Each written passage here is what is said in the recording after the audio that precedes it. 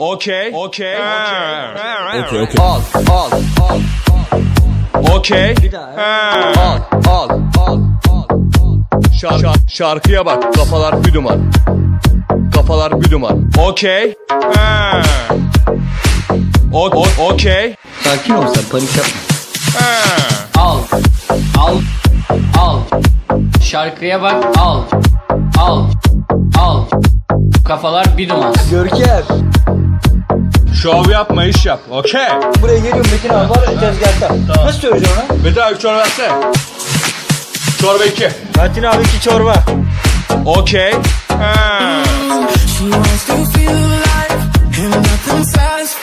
Metin Usta 2 çorba. Metin Şef 2 çorba. 2 çorba.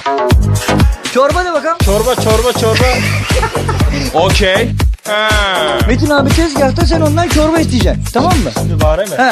Metin abi 2 çorba. Kafalar bir duman. Metin abi 2 çorba. Lan müptezel. Ne yapıyorsun be ya? Al, şarkıya bak, kafalar bir duman. Metin abi.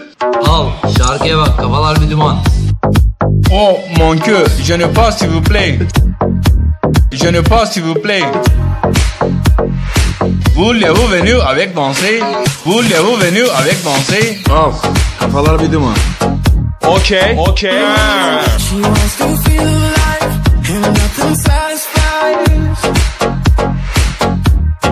Metin abi. Celal. Ne yapacağız abi? Hindistan inekler aç, inekler.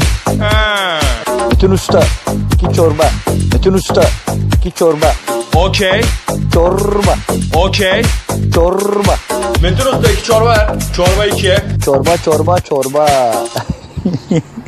Çorba 2. Bak öyle değil. Metin Usta 2 tane çorba. Nasıl diyorsun onu? Hadi çorba.